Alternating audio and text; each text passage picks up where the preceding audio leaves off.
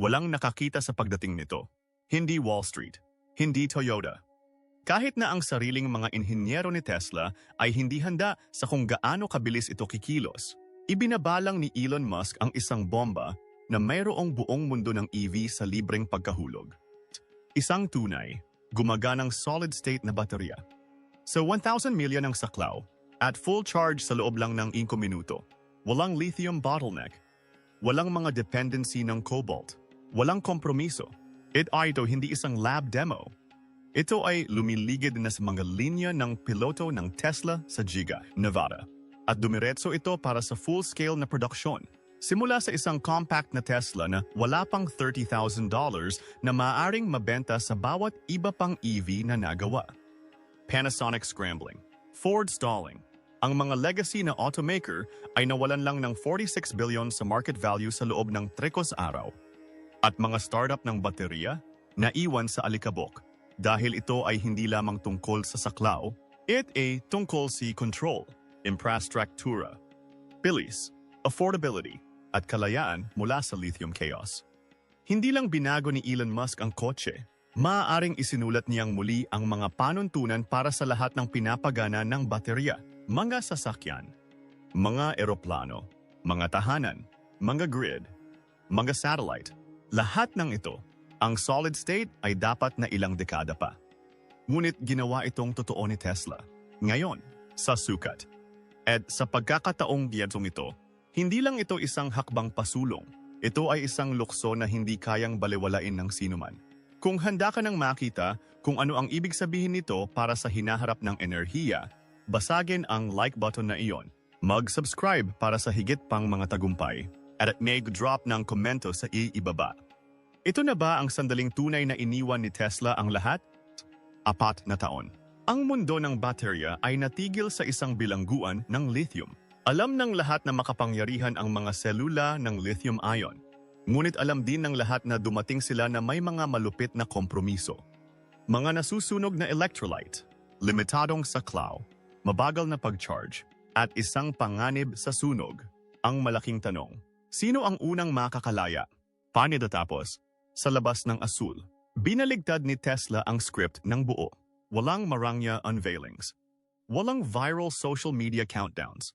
Walang paglulunsad ng produktong estilong Hollywood.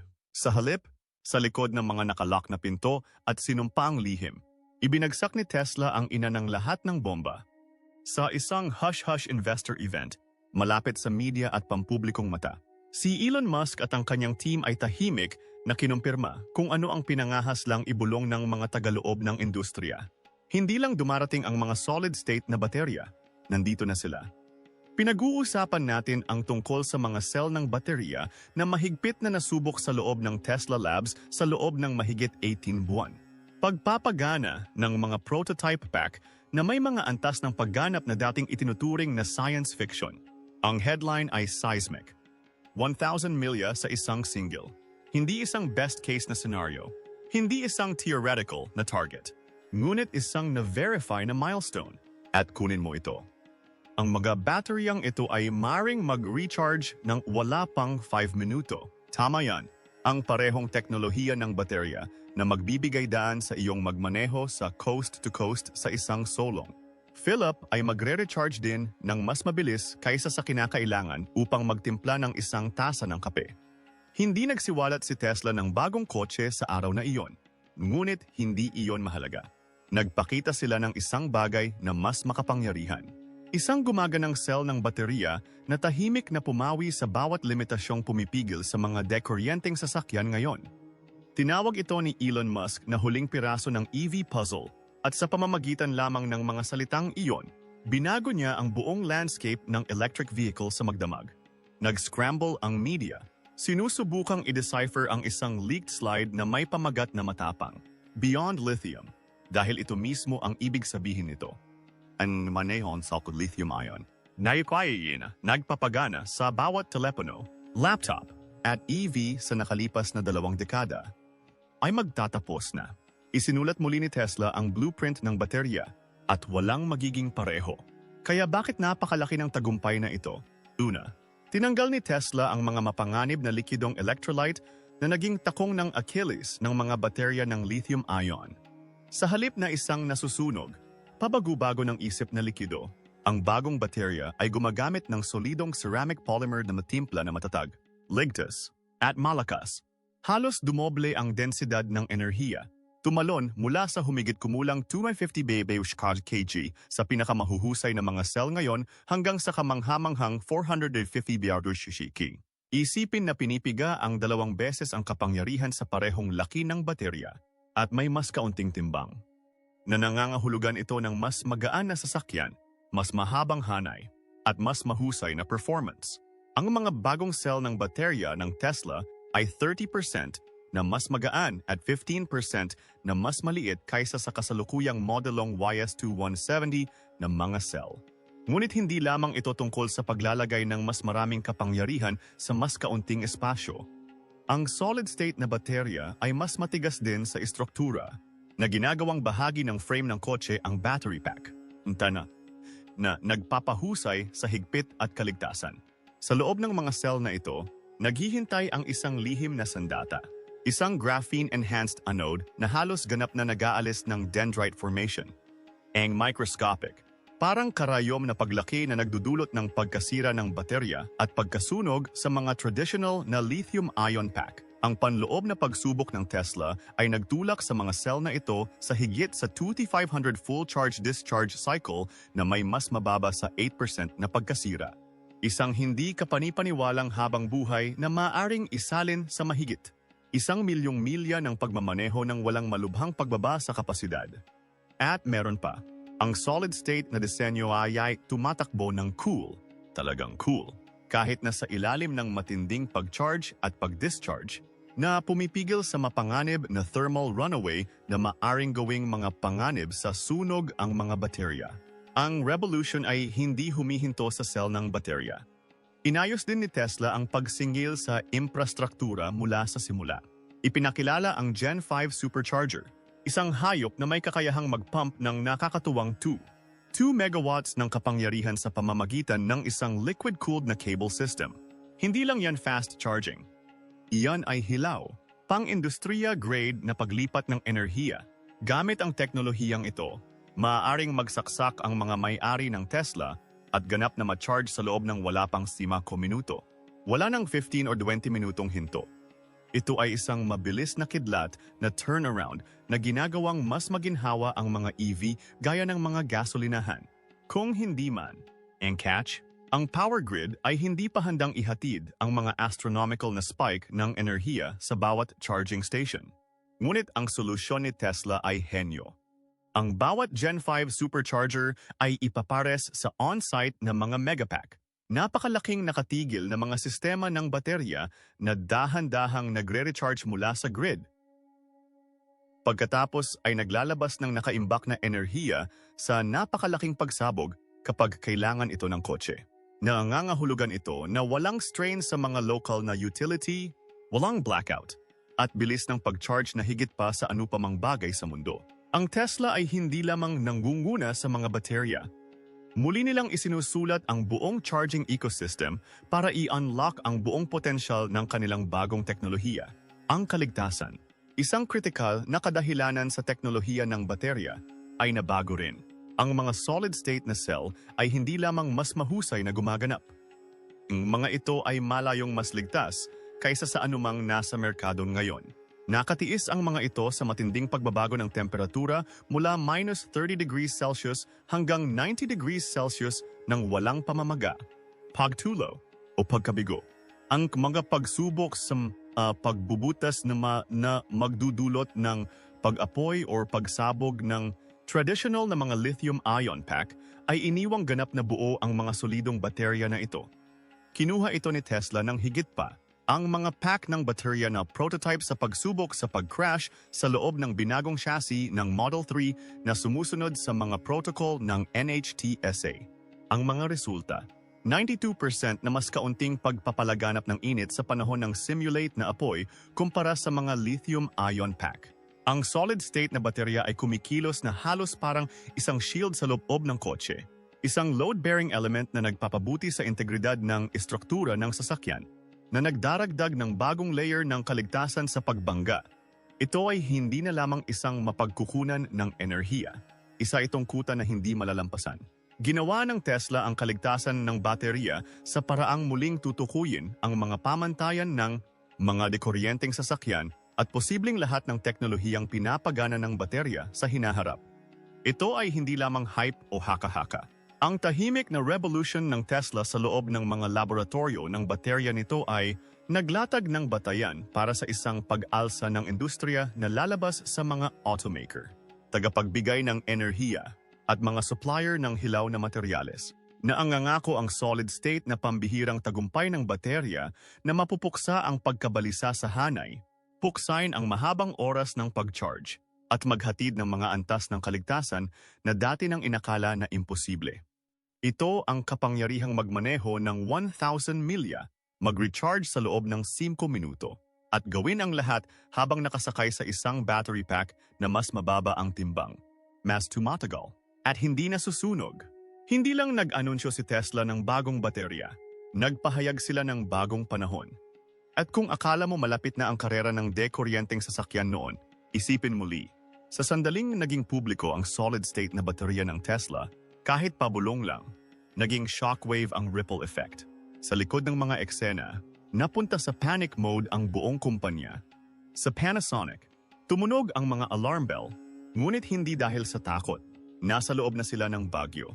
Ilang linggo bago ang pagbubunyag, pumirma sila sa isang pinagsamang linya ng produksyon ng piloto kasama si Tesla sa loob ng Gigar, Nevada. Tahimik, madiscarting. Hindi na ito relasyon ng supplier-client. Isa itong high-stakes alliance. Samantala, sa China, ang CATL, ang pinakamalaking tagagawa ng baterya sa mundo, ay nag-scram. Naging overdrive ang mga pulong ng board. Ang kanilang executive team ay humiling ng agarang mga consultation sa regulation upang i-update ang kanilang buong solid-state na roadmap. Hindi ito tungkol sa paghabol. Ito ay tungkol sa kaligtasan. Dahil kaka-redrawing lang ng timeline at wala sila doon. Sa buong Pacific, na-pause ng GM. Tahimik, Medallion. Ang kanilang pinag-uusapang Ultium platform, ang backbone ng kanilang electric future, ay biglang pinag-uusapan. Ang mga inhinyero ay hinila sa mga pagtatasa ng pag-crash. Ibinuhos ng mga abogado ang mga ceramic electrolyte patent ng Tesla. Sinusuri ang bawat blueprint. Ang Toyota, ang kanilang nangungunang 2027 solid-state EV na target sa mundo, na dating isang ipinagmamalaki na benchmark sa industriya, ngayon ay mukhang isang lumang headline ng pahayagan. Ang tagumpay ni Tesla ay hindi lamang nalampasan ito, ginawa itong walang katuturan. Sa loob lamang ng 48 oras, ang mga ulat ng analyst ay lumipat mula sa kumpiyansa tungo sa pagkasindak. Ang mga bangko at tech firm na minsang nagproyekto sa tech lead ng Tesla bilang 2 taon ay biglang nag-upgrade sa pagtatantya na iyon sa 6, marahil 7 taon, at kahit na nadama na optimistic. Dahil hindi katulad ng iba, hindi na nangangako si Tesla, nagde-deliver sila. At habang ang kompetisyon ay naglalabas pa rin ng mga press release, ang Tesla ay sumusubok sa katahimikan. Wala sa labs, hindi sa simulation. Ngunit sa kalsada, gumagalaw sa buong mundo. 48. Tesla na sasakyan at nilagyan ng mga solid-state na battery pack ay tahimik na nagpapatakbo sa buong North America, Europe, at China. Ang mga its ay hindi mga modelo ng showroom o mga unit ng demo.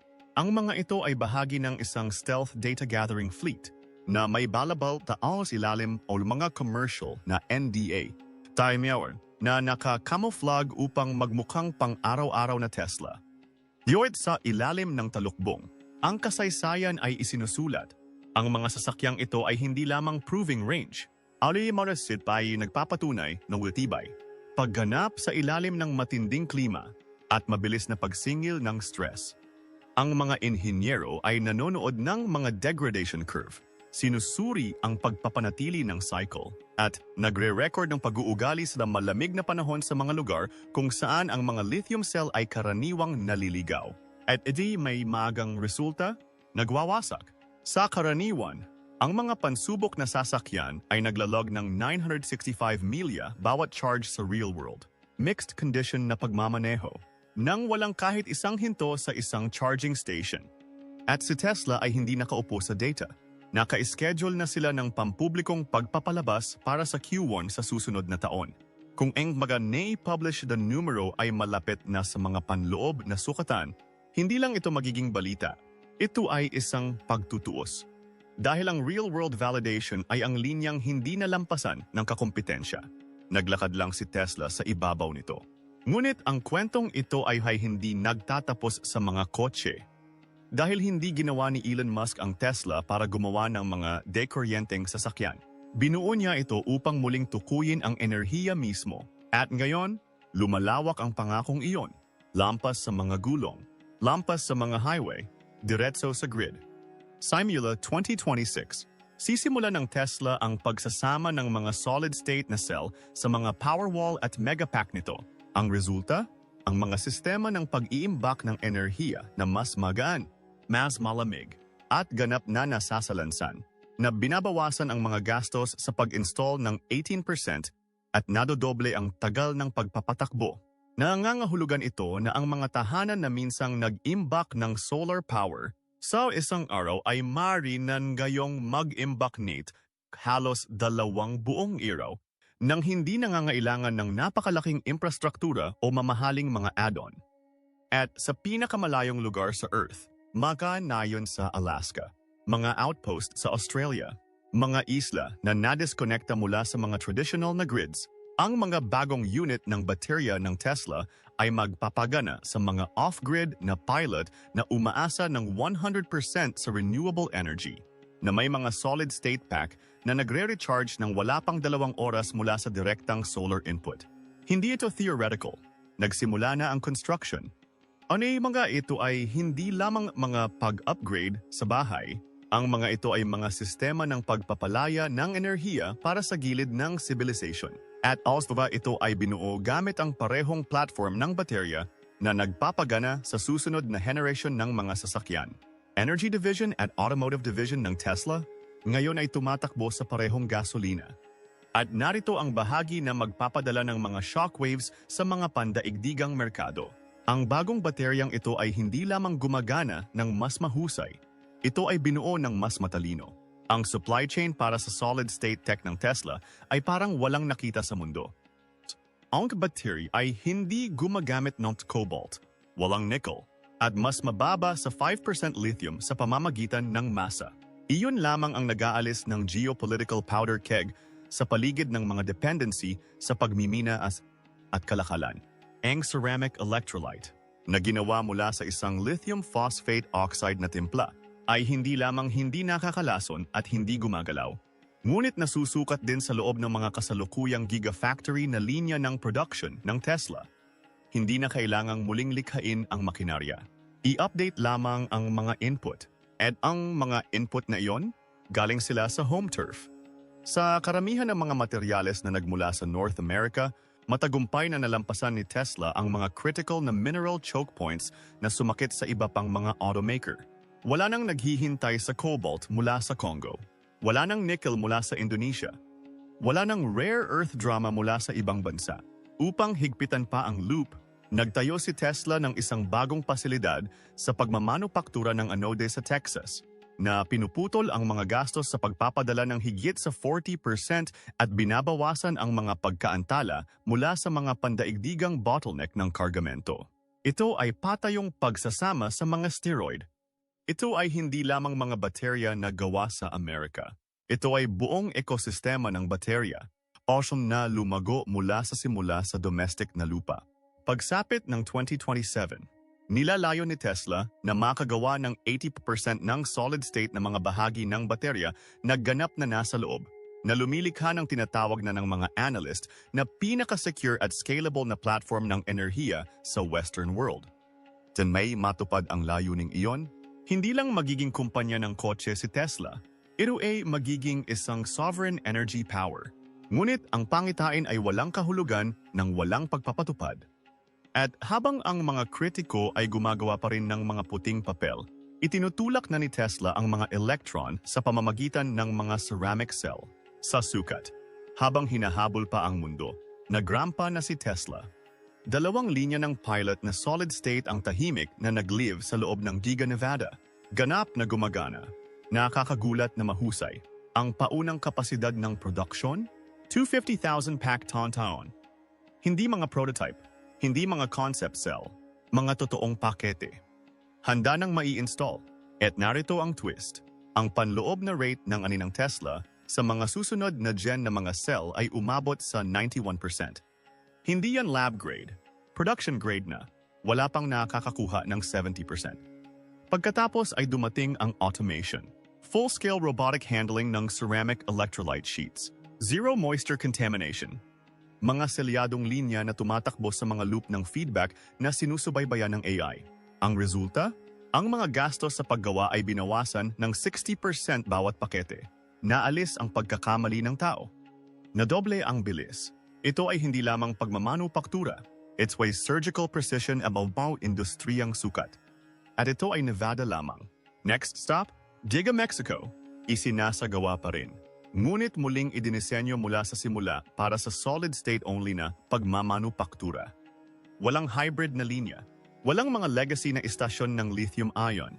Clean sheet engineering lang para sa bagong edad ng baterya. At isa 2026, ilalabas ng Mexico ang kauna-unahang Tesla na may zero liquid electrolyte at 100% ceramic architecture.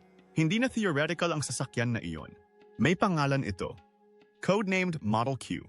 Ito ay hindi lamang isa pang crossover. Ito ang unang ground-up na solid-state na Tesla sa kasaysayan. At lahat ng tungkol dito ay lumalabag sa mga patakaran. 1,000 milya ng real-world range. 5 minuto bago mag-full charge. Wala pang 30 grand. Hindi iyon evolution. Ayon ay combustion engine extinction in disguise. Ginagamit ng Model Q ang bagong cell-to-body structural pack integration ng Tesla na ginagawang bahagi ng chassis ang baterya. Ibig sabihin walang dead weight, walang labis na metal. Ang buong platform, 28% na mas magaan kaysa sa Model Y at mas malakas pa. Mas mahigpit, mas ligtas. At dahil idinisenyo ito para sa mass production mula sa unang araw, inaasahan ni Tesla na ito ang magiging kanilang pinakamahusay na nagbebenta ng sasakyan sa lahat ng oras. Oh, kahit na mas malaki kaysa sa Modelo 3. Ngunit habang sumulong si Tesla, ang natitirang bahagi ng industriya ay nagsimulang gumuho. Ani mga legacy na automaker na gumugol ng maraming taon sa pag-retrofit ng mga pabrika sa paligid ng lithium-ion. Ngayon ay nahaharap sa mabagsik na matematika ng kawalan ng kaugnayan. Bilyon-bilyon ang lumubog sa mga gigafactories na biglang nagmukhang dead ends. Ang mga higante ng baterya tulad ng LG, Panasonic, at Escon ay nagsimulang mag-scramble. Ang mga negosasyon sa paglilisensya sa legal na koponan ng Tesla ay isinasagawa sa loob ng ilang araw. Lalo na para sa ceramic electrolyte patent. Yung sinabi nilang hindi pwede sa stable, scalable na format. Ngayon, gusto nila ito. Ngunit ang gastos, nabalitaan na nasa hilaga ng 4 billion para lamang sa isang pangunahing kasunduan sa paggamit. Hindi namimigay si Tesla ng mga lifeline. Hinihila nito ang hagdan. At pagkatapos ay dumating ang market shock. Mahigit 46 billion ang nabura mula sa legacy EV at mga stock ng baterya sa loob lamang ng 3 araw ng kalakalan. Ang mga startup na nangako ng next-gen chemistry ay biglang luma na ang kanilang mga pitch. Mga kumpanya ng silicon anode, mga developer ng sodium ion, mga nangangarap ng lithium air, mula sa mga headlines sa harap ng pahina hanggang sa mga footnote. Isinulat ng isang analyst. Hindi na ito isang tech race. Ito ay paglilinis. Si Elon Musk, na walang makaligtaan kahit isang sandali, ay nag-tweet ng isang pangungusap na nagpadala ng mga shockwaves sa mga lupon ng mamumuhunan. Ito ay hindi lamang tungkol sa saklaw. Ito ay tungkol sa pagtatapos ng kompromiso. At iyon mismo ang nangyari. Dahil ang bagong bateryang ito ay hindi lamang bumuti sa mga lumang ideya, binura nito ang pangangailangan para sa mga ito. Mga istasyon ng pag-charge, hindi gaanong nauugnay kapag maaari mong punan sa loob ng 5 minuto. Mga takot sa pagkasira ng baterya? Wala na. Mga alalahanin sa kapaligiran sa pagmimina ng cobalt? Tinanggal. Ang mga pandaigdigang supply chain ay umaabot sa 4 na kontinente na pinalitan ng mga domestic na pabrika na pinapagana ng solar at hangin. Hindi lang binago ni Tesla ang baterya. Binago nito ang ekonomiya ng kadaliang kumilos. Ito ay gumuho ng mga timeline, sumalungat sa mga hula, at bumagsak sa kisame na inaakala ng lahat na 5 taon na masyadong makapal upang tumagos. At ngayon, na may solid-state na teknolohiya na ganap na isinama sa mga Powerwall, Megapack, at sa lalong madaling panahon maging sa mga prototype ng aviation, ang hinaharap ay mukhang muling isinulat. Dahil ang bateryang ito ay hindi nakakulong sa mga kotse. Isipin ang isang grid-scale Megapack na nagre-recharge sa loob ng wala pang 2 oras gamit lang ang mga solar panel. Isipin ang mga rural na nayon sa Alaska na nagpapatakbo ng kuryente 24/7 na walang diesel. Ilarawan ang mga container ship na tumatawid sa mga karagatan sa zero emissions. O mga rocket na dumarating na may mga power system na mas mababa ng 40%. Hindi ito hypothetical. Sinusubukan na ito sa likod ng mga saradong pinto. Kahit na ang mga tagaloob ng aerospace ay napansin. Ang mga ulat mula sa mga tagaloob sa SpaceX ay nagmumungkahi na ang ceramic cell derivative tech ay sinusuri para sa mga mission sa hinaharap. Lalo na kung saan ang rasyo ng timbang sa enerhiya ay critical. Mga satellite, drone, kahit na pang matagalang sasakyang panghimpapawid. Lahat sila ay mga potensyal na platform para sa revolusyong ito ng baterya. And nagsimula ang lahat sa iisang desisyon upang itapon ang rulebook at bumuo ng isang bagay na hindi dapat umiral hanggang 2035. Ngunit hindi naghintay si Tesla para sa hinaharap. Dinala ito ng isang dekada. Ang industriya ng sasakyan ay hindi na lamang tungkol sa lakas kabayo o metalikang kwintas o mga marangyang interior. Ito ay tungkol sa storage density, charge kinetics, grid interface. Kung sino ang nagmamay-ari ng baterya ay nagmamay-ari ng hinaharap. At sa gayon, hindi lang nangunguna si Tesla. Ito ay tumatakbo ning walang laban.